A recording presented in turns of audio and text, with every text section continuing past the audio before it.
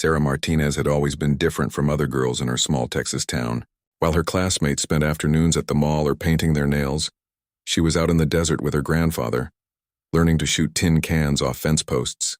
Her grandfather, a Vietnam veteran, had taught her that precision wasn't just about pulling a trigger, it was about controlling your breath, understanding wind patterns, and becoming one with your weapon. At 18, Sarah shocked everyone by enlisting in the Navy. Her mother cried for 3 days straight, begging her to reconsider. Her father, a mechanic who had never served, couldn't understand why his daughter wanted to throw away a college scholarship to join the military. But Sarah had always felt a calling towards something bigger than herself, something that required the kind of discipline and focus her grandfather had instilled in her. Boot camp was brutal, but Sarah thrived where others struggled. She excelled in physical training, navigation, and especially marksmanship. Her drill instructors noticed her natural ability with firearms, but in the Navy, most sailors never got to fully explore their shooting potential. Ships had limited space for weapons training, and most naval combat involved sophisticated missile systems and electronic warfare rather than individual marksmanship. After completing her initial training, Sarah was assigned to the USS Constitution, a guided missile destroyer patrolling the Persian Gulf. The ship was part of a carrier strike group, and tensions in the region were higher than they had been in years. Intelligence reports suggested that enemy forces were becoming increasingly bold, using small, fast boats to harass American vessels and test their defenses. Sarah's official role was as a radar technician, monitoring the ship's sophisticated detection systems. She spent her days in the Combat Information Center, tracking blips on screens and coordinating with other ships in the fleet. It was important work, but she often found herself longing for something more hands-on, something that would allow her to use the skills her grandfather had taught her. The crew of the Constitution was diverse, with sailors from every corner of America. There was Rodriguez from East LA who could fix any engine but was terrified of heights, Johnson from rural Alabama, who could navigate by the stars but had never seen an ocean before joining the Navy, and Williams from Detroit, who could calculate missile trajectories in his head but couldn't hit the broadside of a barn with a rifle. Among the officers, Admiral Patricia Hayes stood out as a legend. She had earned her stars through a combination of tactical brilliance and an uncanny ability to inspire her crews. Hayes had commanded ships in 3 different conflicts and was known for her hands-on leadership style. She didn't just give orders from the bridge, she walked the decks, talked to her sailors, and made sure she understood every aspect of her ship's operations. The Admiral had a reputation for discovering hidden talents among her crew. She believed that every sailor had unique skills that could benefit the mission, even if those skills weren't immediately obvious.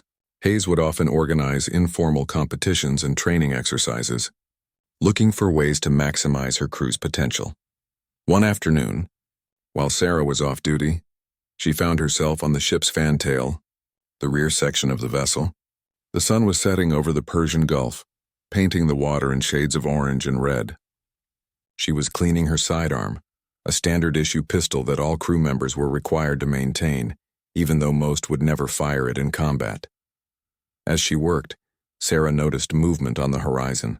Through the ship's binoculars, she could see small boats in the distance, moving in patterns that seemed too organized to be random fishing vessels. She immediately reported her observations to the watch officer, who passed the information up the chain of command. Within minutes, the ship went to general quarters. Alarms blared throughout the vessel as sailors rushed to their battle stations. Sarah's position was in the Combat Information Center, where she helped track the approaching vessels and coordinate the ship's defensive response. The boats were indeed hostile, but they were too small and fast for the ship's main weapons systems. They darted around the Constitution like angry wasps, getting close enough to pose a threat but moving too quickly for effective targeting. The ship's large guns were designed to engage other ships or shore targets, not small, agile boats that could change direction in seconds. Admiral Hayes arrived in the Combat Information Center, her presence immediately felt by everyone in the room. She assessed the situation quickly, noting that traditional naval tactics weren't proving effective against these unconventional attackers. The enemy boats were using their speed and small size as advantages, knowing that a massive destroyer couldn't easily target them. "We need a different approach," the Admiral announced, her voice calm despite the chaos around them. These aren't traditional naval combatants. We need to think like infantry, not like ship drivers. It was then that someone mentioned the ship's collection of small arms, including several .50 caliber rifles that were typically used for anti-piracy operations. These weapons were powerful enough to disable small boats, but required skilled marksmen to be effective. At long range from a moving platform, the problem was finding sailors who could actually use these weapons effectively. Naval training focused on operating complex systems, not individual marksmanship. Most of the crew had basic firearms training, but shooting from a moving ship at fast-moving targets required a level of skill that few possessed. Admiral Hayes looked around the Combat Information Center, her eyes settling on each sailor as she mentally cataloged their abilities. She needed someone with exceptional shooting skills, someone who could adapt quickly to this unusual situation. The fate of the ship and its crew might depend on finding that person among the 300 sailors aboard the Constitution. The search for a qualified marksman began immediately. Admiral Hayes sent word throughout the ship, asking for anyone with significant shooting experience to report to the weapons locker. The response was disappointing. While many sailors had hunted or done recreational shooting, none had the kind of specialized training needed for this situation. Lieutenant Commander Morrison, the ship's weapons officer, reviewed the personnel files of every crew member, looking for any indication of advanced marksmanship skills. He found a few sailors with military police backgrounds and several who had scored well on basic firearms qualifications, but nothing that suggested the level of expertise they needed. Meanwhile, the enemy boats continued their harassment, coming close enough to test the ship's defenses before racing away. Each pass brought them slightly closer, and intelligence suggested they might be preparing for a coordinated attack. Traditional naval doctrine called for calling in air support or coordinating with other ships, but the Constitution was operating alone in this sector, and the nearest aircraft were hours away. Sarah continued her duties in the Combat Information Center, tracking the enemy vessels and providing targeting data to the ship's weapons systems, but the large guns remained ineffective against such small, agile targets. Every missed shot was a waste of expensive ammunition and a reminder that the ship was vulnerable to this type of unconventional attack. During a brief lull in the action, Sarah found herself thinking about her grandfather's lessons. He had always emphasized that marksmanship was about more than just hitting a target. It was about understanding the entire environment. Wind speed, humidity, the movement of both shooter and target, even the rotation of the earth could affect a long-range shot. Her grandfather had been a sniper in Vietnam, though he rarely talked about his service. When he did share stories, they were usually about the technical aspects of shooting, rather than the violence he had witnessed. He had taught Sarah to see shooting as a form of meditation, a way to focus the mind and body toward a single purpose. As she monitored the radar screens, Sarah noticed patterns in the enemy boat's movements. They weren't random after all. There was a tactical purpose to their approach routes. They were studying the ship's responses, learning how long it took the crew to react, testing the range and accuracy of the defensive weapons. "Admiral," Sarah said, turning to Hayes, who was studying tactical displays nearby. "These boats are conducting reconnaissance. They're learning our capabilities." Admiral Hayes looked at the young radar technician with interest. Throughout her career, she had learned to value insights from junior sailors. Often those closest to the technical details could see patterns that senior officers missed. "Explain," the Admiral said simply. Sarah pointed to the radar display, highlighting the tracks of the enemy vessels. "They're not attacking randomly. Each pass brings them closer, but they're measuring our response times. Look at this pattern. They approach from the northeast, we turn our guns toward them, and they retreat. Then they try from the southeast, testing our reaction speed from that angle." The Admiral studied the display, and her experienced eyes confirmed what Sarah had observed. "You're right. They're mapping our defensive capabilities, which means they're planning something bigger." Lieutenant Commander Morrison approached with his report on available marksmen. "Admiral, I've interviewed everyone with shooting experience. We have some decent shooters, but nothing exceptional. Certainly no one with the skills needed for this situation." Admiral Hayes was quiet for a moment, processing the information. The enemy boats were clearly preparing for a coordinated attack, and the ship's conventional weapons weren't suited for the threat they faced. They needed an unconventional solution. "What about you, Martinez?" the Admiral asked suddenly. using Sarah's last name even though they had never been formally introduced. Hayes made it her business to know every sailor on her ship. Sarah was surprised by the direct question. Ma'am? Shooting experience. Your personnel file mentions recreational firearms training, but it doesn't give details. Sarah felt the attention of everyone in the Combat Information Center focus on her. She had never been comfortable being the center of attention, preferring to do her job quietly and efficiently, but the Admiral's question demanded an honest answer. My grandfather taught me to shoot, ma'am. We spent a lot of time together when I was growing up. What kind of shooting? Admiral Hayes pressed. Long range, mostly. Precision shooting. He was, Sarah hesitated, not wanting to seem like she was bragging or overstating her abilities. He was what, Martinez? He was a sniper in Vietnam, ma'am. He taught me everything he knew. The Combat Information Center fell silent except for the humming of electronic equipment and the distant sound of the ship's engines. Everyone understood the implications of what Sarah had just revealed. Admiral Hayes studied the young sailor carefully. Hayes had commanded enough troops to recognize genuine confidence versus false bravado. There was something in Sarah's demeanor that suggested real competence. A quiet certainty that came from actual experience rather than wishful thinking. How good are you? The Admiral asked bluntly. Sarah considered the question carefully. Her grandfather had always taught her to be honest about her abilities, neither underestimating nor exaggerating them. I can hit what I aim at, ma'am, even from a moving platform. Lieutenant Commander Morrison looked skeptical. Ma'am, with respect, recreational shooting is very different from combat conditions. And shooting from a moving ship at moving targets is extraordinarily difficult. Admiral Hayes nodded, acknowledging the weapons officer's concerns. But she had spent her career making difficult decisions based on incomplete information.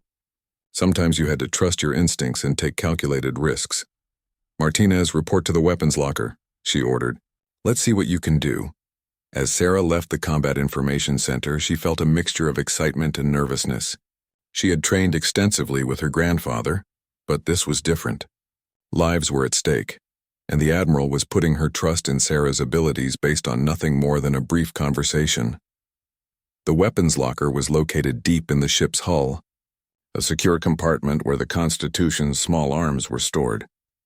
Lieutenant Commander Morrison led the way, still expressing doubts about the Admiral's decision. I hope you understand the situation we're in, he said as they walked through the ship's narrow corridors. Those boats out there aren't paper targets. They're armed, they're fast, and they're planning something that could endanger everyone on this ship. Sarah nodded, understanding the weight of responsibility that was being placed on her shoulders, but she also felt a strange sense of calm, a feeling she recognized from her training sessions with her grandfather. When the pressure was highest, when everything depended on making the perfect shot, that was when her mind became clearest. The weapons locker contained an impressive array of small arms, from standard sidearms to assault rifles designed for boarding operations. But Lieutenant Commander Morrison led Sarah directly to the heavy weapons section, where 350 caliber rifles were secured in custom mounts. The Barrett M82 was a formidable weapon, weighing nearly 30 pounds and capable of engaging targets at ranges exceeding a mile. It fired ammunition that could penetrate armored vehicles, and was typically used by military snipers for long-range precision shots. On a naval vessel, it served as an anti-materiel rifle, designed to disable equipment rather than target personnel. This is what we need for those boats, Morrison explained, his hands moving over the weapon with practiced familiarity. The 50 cal round has enough power to punch through their hulls and disable their engines. But hitting a moving target from a moving ship? He shook his head dubiously. Sarah examined the rifle carefully, noting its construction and balance. It was similar to weapons her grandfather had shown her, though more modern in design. The fundamentals would be the same. Breath control, trigger discipline, and understanding ballistics. Have you ever fired a 50? Morrison asked. Yes, sir. Different model, but same caliber. My grandfather had access to military surplus equipment through his veteran connections. Morrison raised an eyebrow, but said nothing. Many Vietnam veterans had maintained their shooting skills after the war, and it wasn't uncommon for them to own or have access to military-style weapons. Admiral Hayes arrived in the weapons locker, accompanied by several other officers who wanted to observe this unusual evaluation. The Admiral's presence added weight to the situation. This wasn't just a training exercise anymore.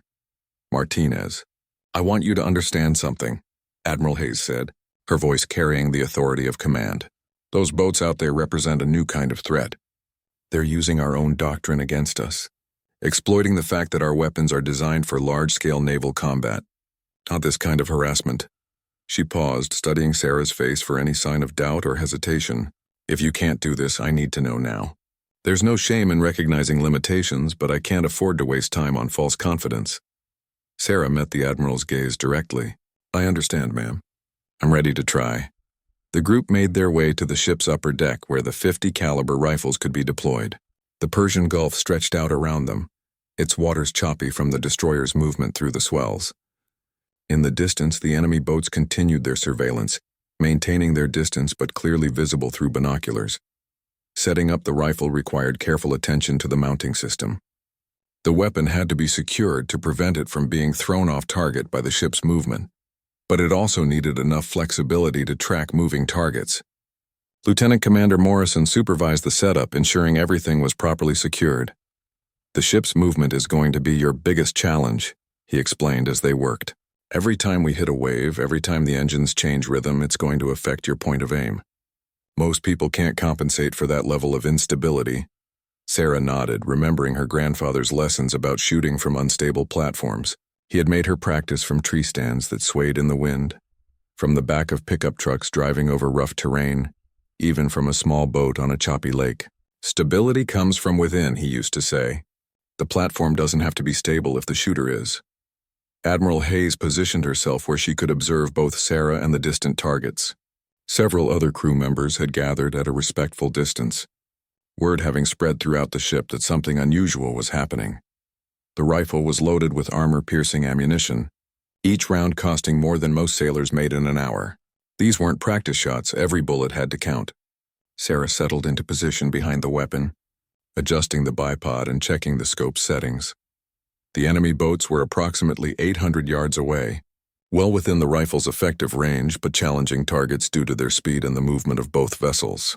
Sarah spent several minutes observing their patterns, noting how they moved relative to the Constitution's position. "Whenever you're ready," Admiral Hayes said quietly. Sarah took a deep breath, feeling the ship's movement beneath her. The Constitution was a stable gun platform compared to smaller vessels, but it still rolled with the swells and vibrated from the massive engines. She had to time her shots for the moments when the ship's movement aligned with her target. Through the scope, she could see the lead enemy boat clearly. It was a small patrol craft, probably armed with machine guns and possibly rockets. 3 men were visible on deck, and she could see additional equipment that suggested they were indeed conducting surveillance. Her grandfather's voice echoed in her memory. "Don't fight the movement. Work with it. Find the rhythm, become part of it." Sarah closed her eyes for a moment, feeling the ship's motion. Every vessel had its own rhythm, its own pattern of movement through the water. She needed to understand that rhythm before she could make an accurate shot. Opening her eyes, she reacquired the target through the scope. The boat was maintaining a steady course, probably feeling safe at this distance. Sarah controlled her breathing, waiting for the moment when the ship's movement would give her a clear shot. The crosshairs settled on the boat's engine compartment. At this range, with this ammunition, a hit there would likely disable the vessel without necessarily killing anyone aboard. Her finger took up the slack in the trigger, and she waited for the perfect moment. The ship rolled slightly to port, then began its return roll to starboard. Sarah felt the moment when the Constitution reached the bottom of its roll, that brief instant when the deck was most stable. Her finger completed its motion on the trigger. The 50 caliber rifle fired with a thunderous crack that echoed across the water.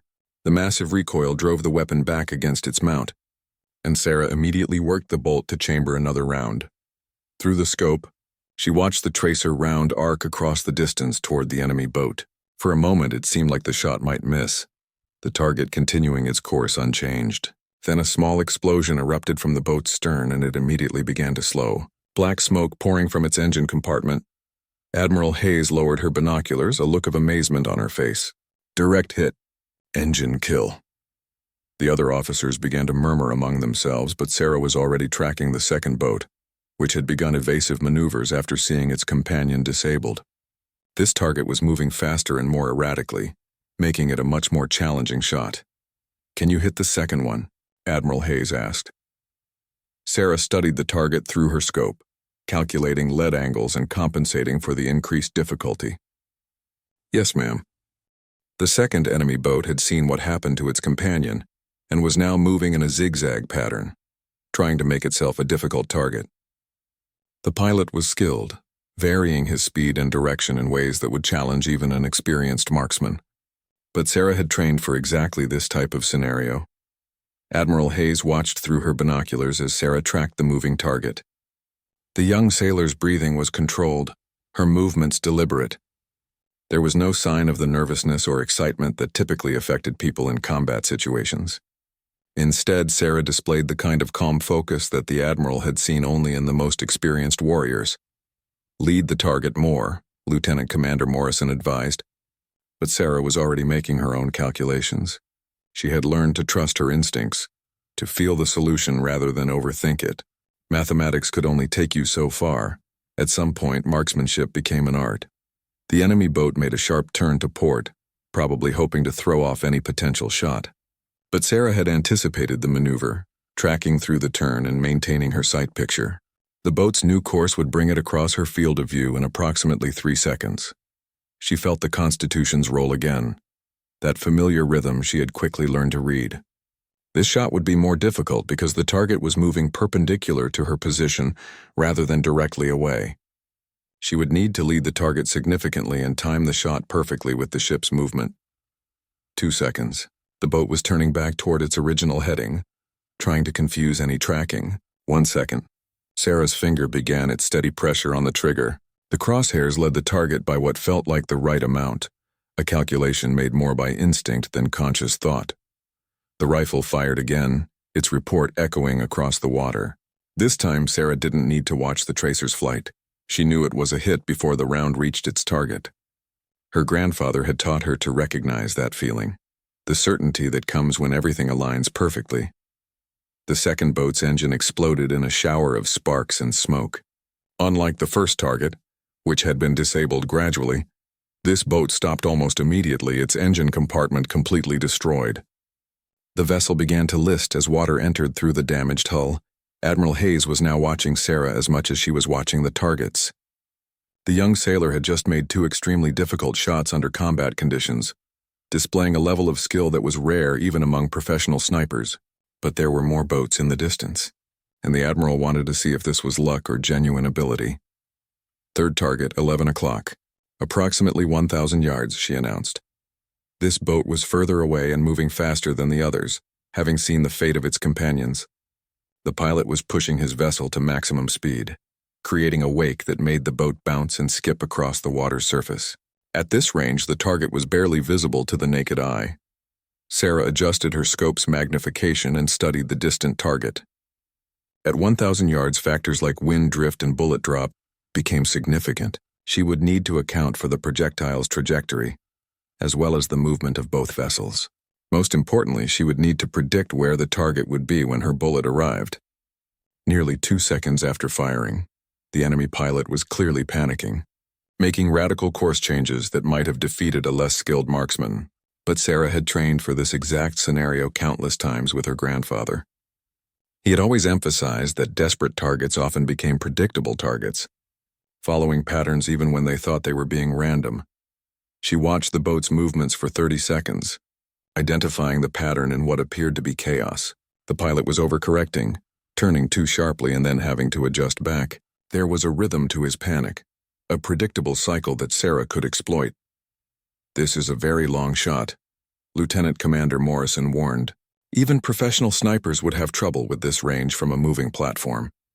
Admiral Hayes raised her hand for silence. She wanted to see what Sarah could do without interference or distraction. The Admiral had commanded enough troops to recognize exceptional ability when she saw it, and Sarah was displaying something remarkable. Through her scope, Sarah could see the target clearly now. It was another patrol boat, similar to the others but larger and probably carrying more sophisticated equipment. This was likely the command vessel for the group, which explained why its pilot was so desperate to escape. The boat made another sharp turn, and Sarah began her final calculations. Wind was minimal at this distance over water. The bullet would drop approximately 18 inches over 1,000 yards. The target was moving at roughly 30 knots, which meant she needed to lead it by about 40 feet. But the most critical factor was timing the shot with the Constitution's movement. At this range, even a slight deviation in the ship's roll would send the bullet wide of the target. She needed to fire at the exact moment when the ship was most stable. Sarah controlled her breathing, slowing her heart rate and entering the meditative state her grandfather had taught her. The world seemed to narrow down to just herself, the rifle, and the distant target. Everything else, the Admiral's presence, the watching crew members, the weight of responsibility, faded into the background. The target boat made what would be its final course change, turning directly away from the Constitution in a last desperate attempt to escape. This actually made Sarah's job easier, as the target was now moving in a straight line rather than weaving unpredictably. She felt the ship's rhythm one more time, waiting for that perfect moment of stability. The crosshairs settled on empty water, leading the target by the distance her calculations indicated. Her finger took up the trigger's slack and she began the final pressure that would send the bullet on its way. The rifle fired for the third time, and Sarah immediately knew this shot was perfect. Everything had aligned: her calculations, the ship's movement, the target's course, and her own internal state. It was the kind of shot her grandfather had always said was possible, but that few marksmen ever achieved. The bullet's flight time to the target was just over 1.5 seconds. Admiral Hayes tracked it through her binoculars, watching the small splash that marked the round's impact. For a moment, nothing seemed to happen.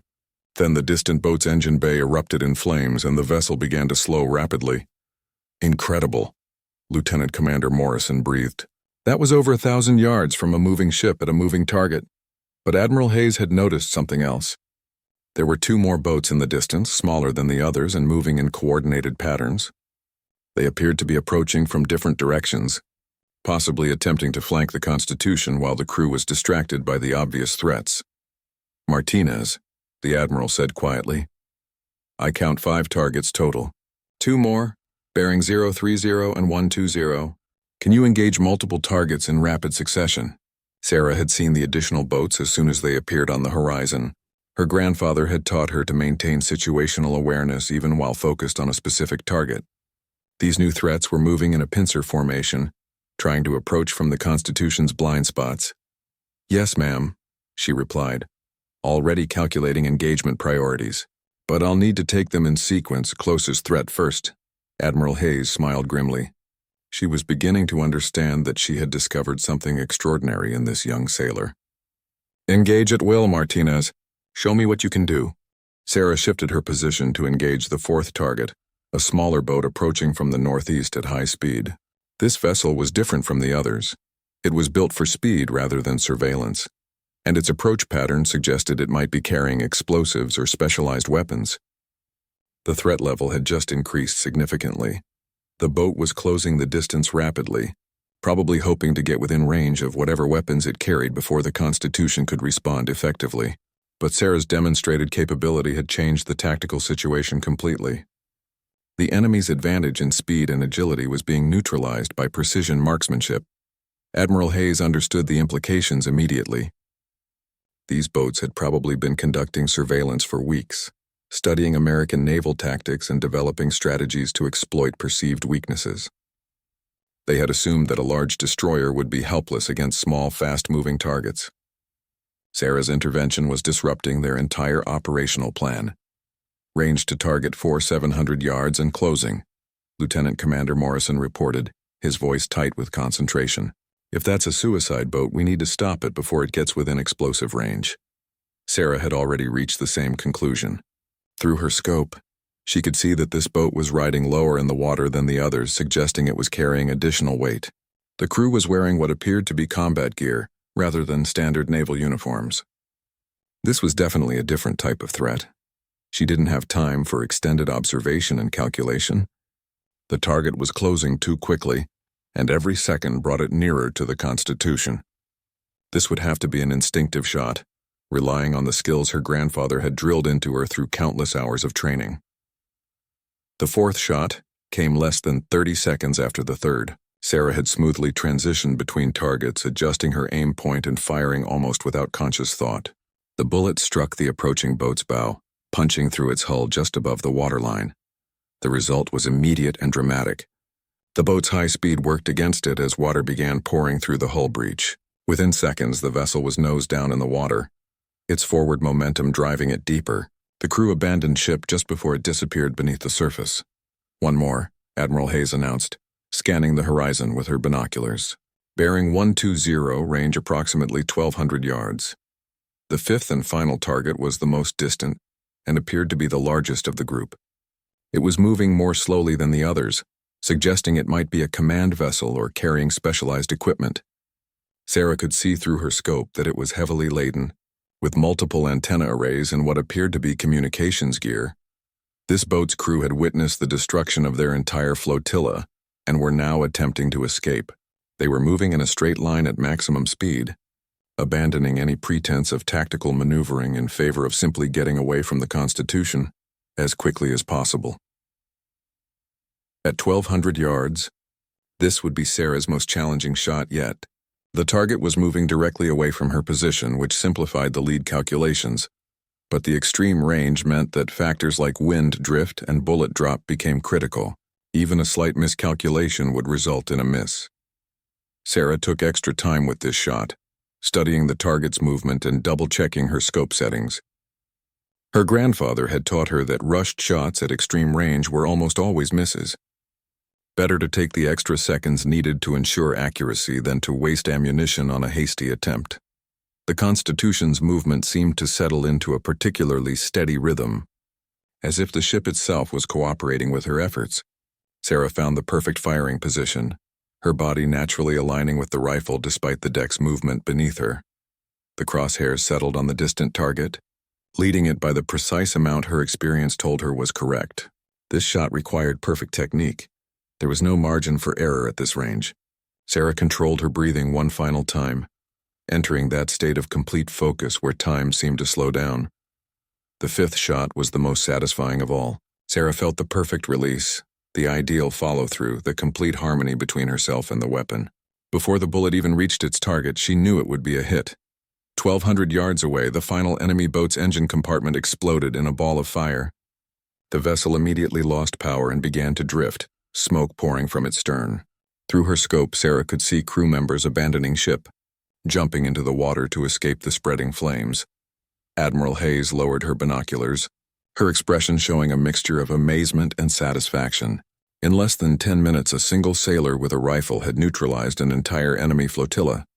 It was a demonstration of marksmanship that would be talked about for years to come. 5 targets, 5 hits, Lieutenant Commander Morrison announced to the bridge crew over the communication system. All enemy vessels disabled or destroyed. Cheers erupted from crew members throughout the ship who had been following the engagement. Word of Sarah's incredible shooting had spread quickly through the Constitution's communication networks, and everyone understood they had witnessed something extraordinary, but Admiral Hayes was already thinking beyond the immediate tactical victory.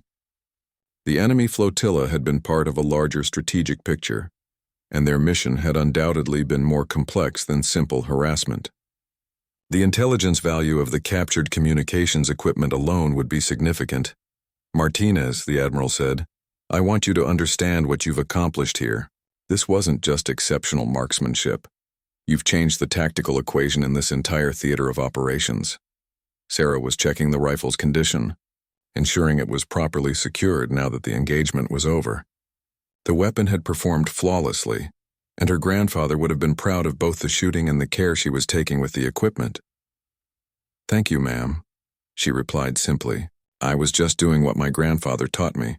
Admiral Hayes studied the young sailor carefully. Sarah's calm demeanor after such an extraordinary performance suggested that this level of ability was normal for her, not an exceptional moment of inspiration. That realization had significant implications for how the Admiral might utilize this newly discovered talent. The Persian Gulf stretched out around them, now clear of immediate threats but still holding the promise of future challenges. Intelligence reports suggested that enemy forces were becoming increasingly sophisticated in their tactics, requiring equally sophisticated responses from American naval forces.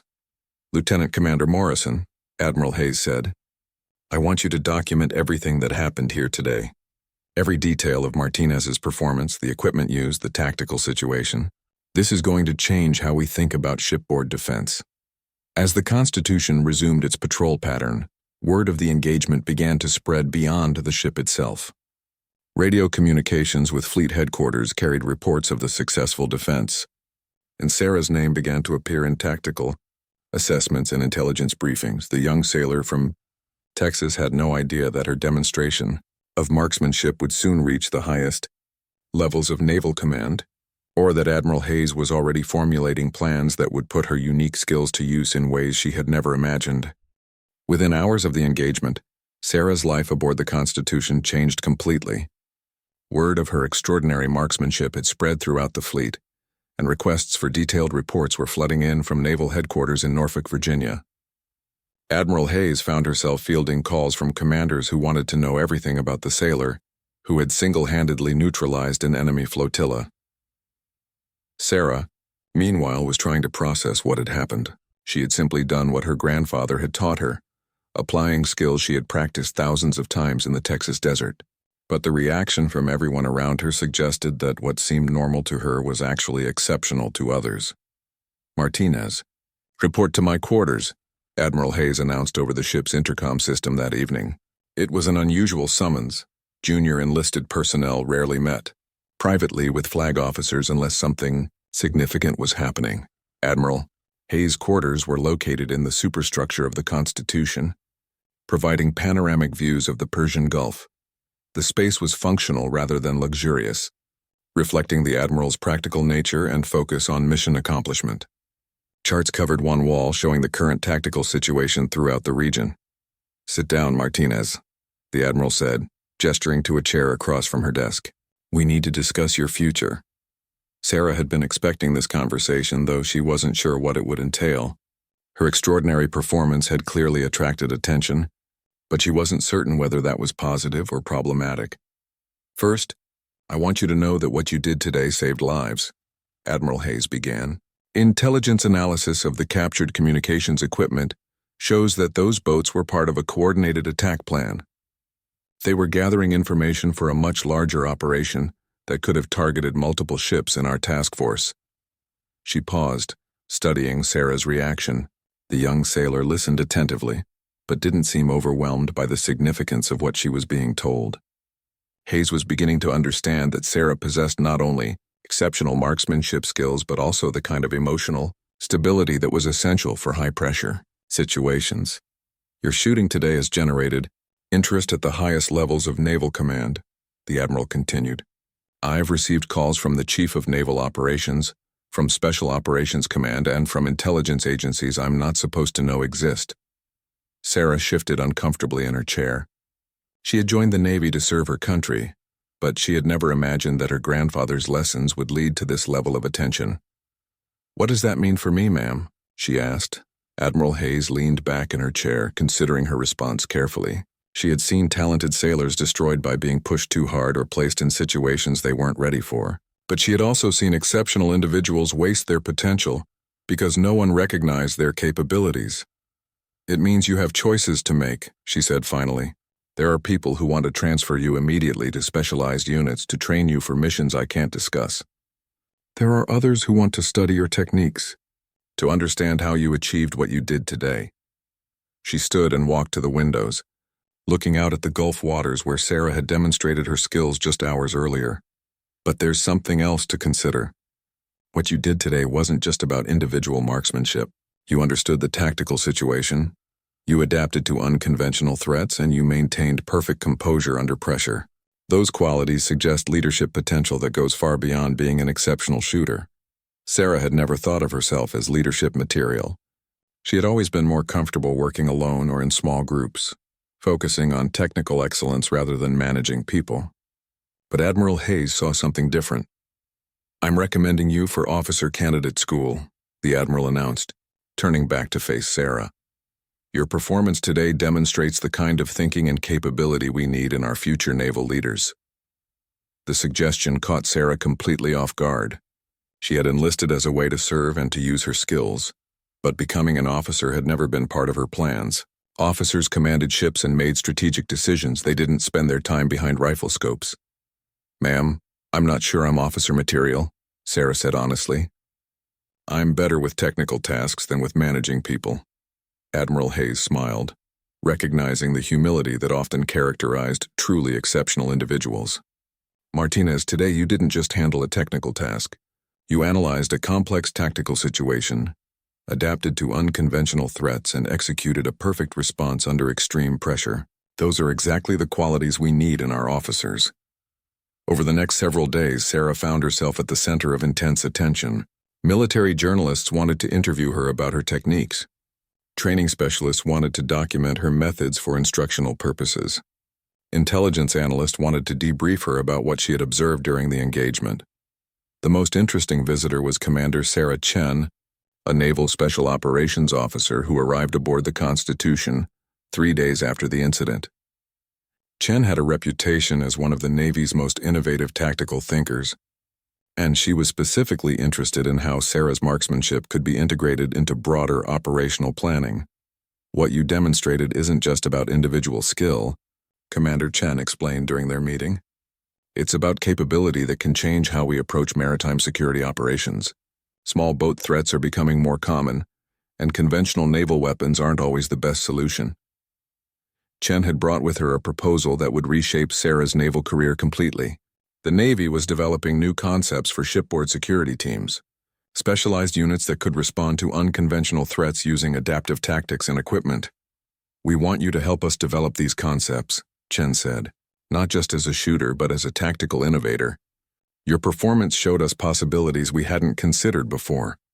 The proposal involved advanced training in multiple specialties, from advanced marksmanship to small unit tactics to leadership development. It would mean leaving the Constitution and spending the next 2 years in intensive training programs that few sailors ever experienced. Sarah found herself torn between different possibilities. Admiral Hayes' recommendation for officer candidate school would set her on a traditional path toward naval leadership. Commander Chen's proposal would involve specialized training, but uncertain career prospects. And there were other options being presented by representatives from various agencies and commands. Late one evening, as the Constitution continued its patrol in the Persian Gulf, Sarah found herself back on the fantail where she had first noticed the enemy boats. The water was calm, reflecting stars that seemed impossibly bright in the clear desert air. She thought about her grandfather, about the lessons he had taught her and the values he had instilled. He had always emphasized that technical skill was meaningless without purpose, that the ability to shoot accurately was only valuable if it served a larger cause. The next morning, Sarah requested a meeting with Admiral Hayes to discuss her decision. She had spent the night thinking about what she wanted to accomplish with her career and how she could best serve her country and her fellow sailors. "I've made my choice, ma'am," she announced when she entered the Admiral's quarters.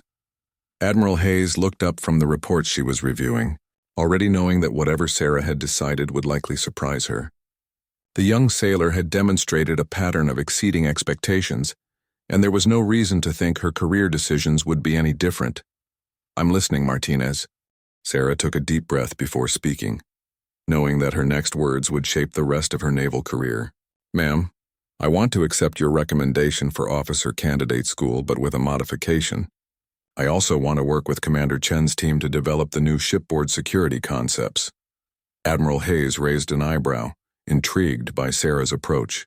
Most sailors would have chosen one path or the other, but Sarah was proposing to pursue both, simultaneously, a challenging proposition that would require exceptional dedication and time.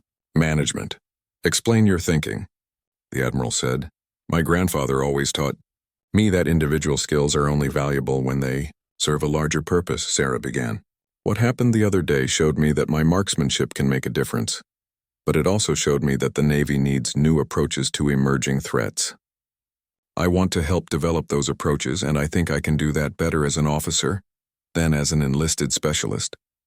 Admiral Hayes leaned back in her chair, studying the young sailor who continued to surprise her. Sarah's proposal demonstrated strategic thinking that went far beyond her years and experience. She was seeing connections between individual capability and organizational needs that many senior officers missed. "You realize what you're proposing will be extraordinarily demanding," the Admiral warned. "Officer candidate school is challenging enough on its own. Adding specialized operations training would push you to your limits.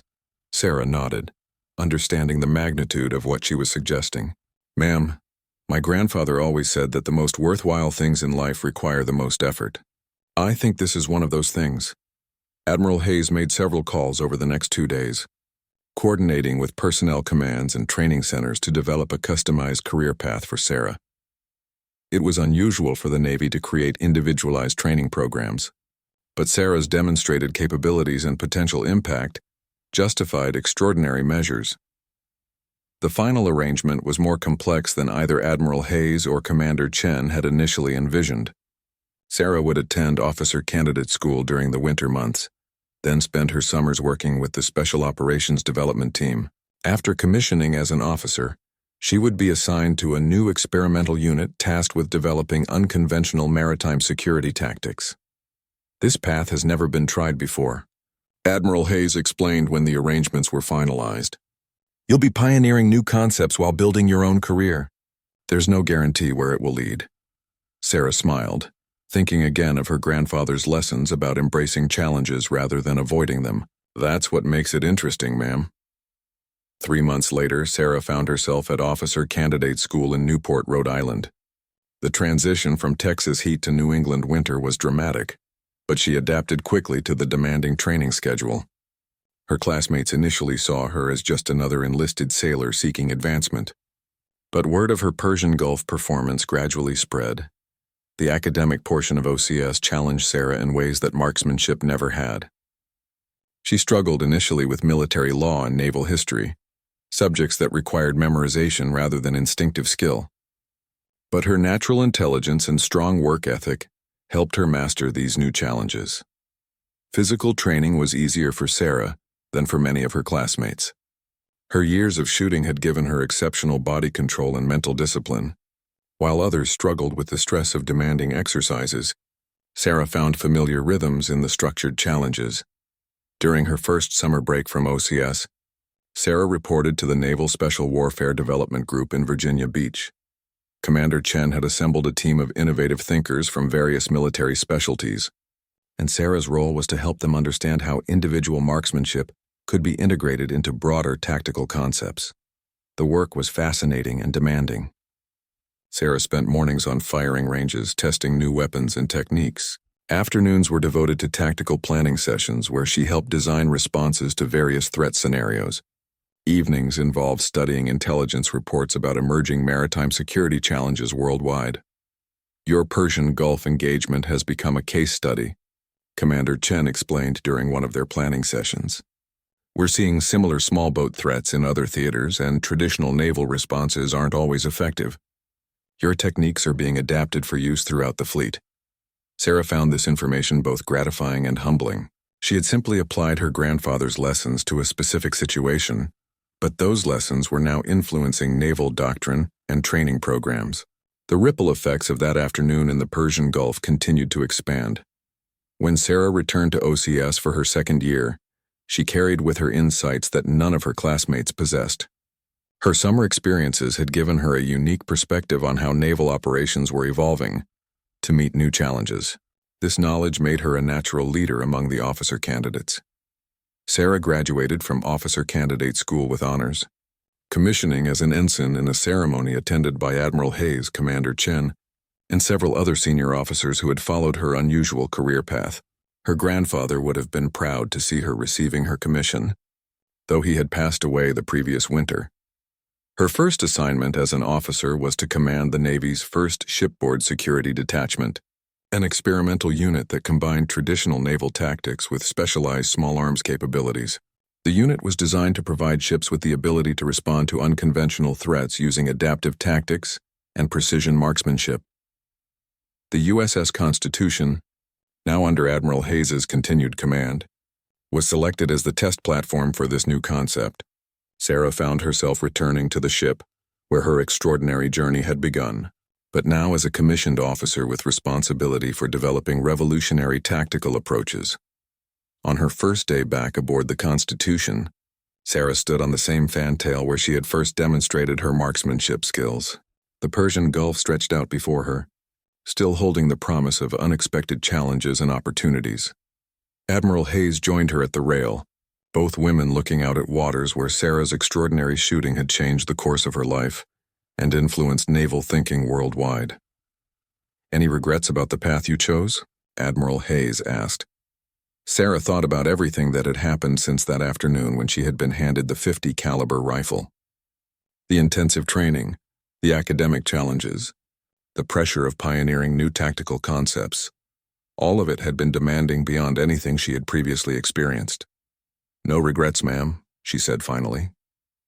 "My grandfather always taught me that the most important shots are the ones you take when everything depends on your accuracy.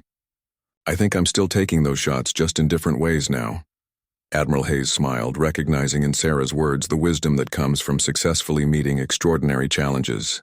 The young officer who stood beside her had traveled far from that Texas desert where an old veteran had taught his granddaughter to shoot tin cans off fence posts as the Constitution continued its patrol in the Persian Gulf.